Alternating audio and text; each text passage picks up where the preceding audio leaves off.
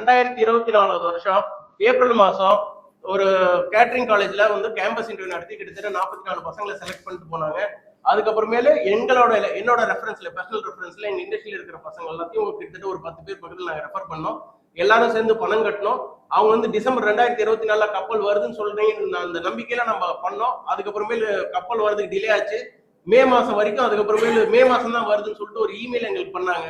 சரி ஓகே, ஏதோ வெசல் வர்றதுக்கு ஏதோ ஒரு பெரிய கவர்மெண்ட்ல ப்ராப்ளமா இருக்கு, 24ல வெசல் வந்துடும், மே 25வது வருஷம் வெசல் வந்துடும்னா வரல. அதுக்கப்புறமேல மாலத்தீவுல வந்துட்டு யாட்சோ இல்ல ரெசார்ட்லயோ எங்க வேலை வாங்கி கட்டாயம் பிளேஸ்மெண்ட் பண்றோம் நாங்க. அதுவும் பண்ணல. சரி, அதுக்கப்புறம் நாங்க பணம் திரும்ப கேட்டா பணமும் கொடுக்குறோம்ன்றாங்க, திரும்ப கொடுத்த பாடே கிடையாது. ஸோ அதனாலதான் என்ன பண்றதுன்னு தெரியாம எல்லா ஸ்டூடெண்ட்ஸ் அதுக்கப்புறமேல தான் இந்த சர்வதேச உரிமைகள் கழகத்துக்கு போய் இந்த மாதிரி ஒரு விஷயம் நடந்திருக்கு, எங்களுக்கு சப்போர்ட் பண்ணுங்க, எப்படி எங்களுக்கு ஹேண்டில் பண்றதுன்னு தெரியலன்னா அவங்க வந்து ஹேண்டில் பண்ணி கொடுத்தாங்க. சார், இப்போ நான் மாதிரி ஒரு நண்பர், எனக்கு ஒரு 15 ஆண்டு காலத்து நண்பர் இவர். இது மாதிரி ஒரு ஜாப் ஆஃபர் இருக்கு சார், நீங்களும் ஃப்ரீயாக தான் இது பண்ணி கார் கன்சல்டிங் பண்ண பிசினஸ் டெவலப்பரும் மாப்பிள்ளை இன்ஜினியர் படிச்சிருக்காரு, அவருக்கு ஒரு ஆப்பர்ச்சுனிட்டி கிடைக்கும் கப்பலில், நீங்களும் சூப்பர்வைஸ் மாதிரி உள்ள வரலாம் சார், உங்களுக்கு ஆப்ஷன் வேலை கொடுக்குறோம் அப்படின்னு சொல்லி தான் இவர் வந்து நேரடியாக என்னை பார்த்து நேரடி சரி அறிவுப்படுத்தியார். நேரடியாக எங்களோட சந்திக்கிறாங்க.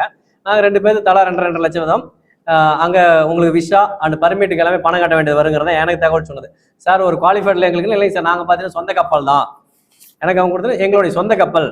ஸோ நாங்கள் எடுக்கிறதாங்க சார் டிசிஷன். நீங்கள் பாஸ்போர்ட் உங்களுக்கு விசா நாங்கள் போராடுறதுக்கான பேப்பர் ஒர்க் எல்லாமே நாங்கள் பார்த்துக்கிறோம், நீங்கள் தைரியமாக உள்ள வரலாம். நாங்கள் அதர்வைஸ் இருந்தால் நீங்கள் கேட்குற ஃபார்மாலிட்டிஸ் வரும். என்னுடைய சொந்த கப்பலில் உங்களுக்கு எந்த ஃபார்மாலிட்டிஸும் கிடையாது சார், நீங்கள் தைரியமாக பணம் எல்லாம் நம்ம நம்பகத்தன்மை ஒரு 15 ஆண்டுகள் நண்பர் சொல்கிறாரு அப்படின்னாலும் ஒரு வேலைக்கு போகலாம் அப்படிங்கிறதுக்காக நான் எனக்கு என்னோட அக்கா மானுக்கு சேர்த்து பணம் கட்டுறேங்க சார். நான் 5 lakhs கட்டுறோம். அதுக்கப்புறமா இதை பற்றி நாங்கள் டீப்பாக சார் வந்து இல்லை இது மாதிரி ஆயிடுச்சுன்னு சொல்லி வரலன்னு வாட்டி தான் நாங்கள் அப்படியே கொஞ்சம் கேஷில் விட்டுடும். அவங்க ஒரு விஷயத்தை நீடித்து போக செய்யறாங்க.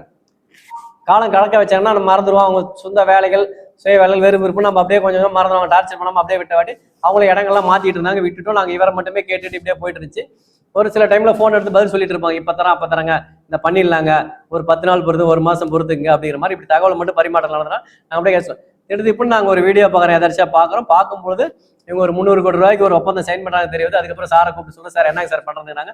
அவங்களே சர்வதேச கூடிய நண்பர்களை கூப்பிட்டு இது மாதிரி சென்னையில் தான் அவங்க இருக்காங்க தகவல் வரும்.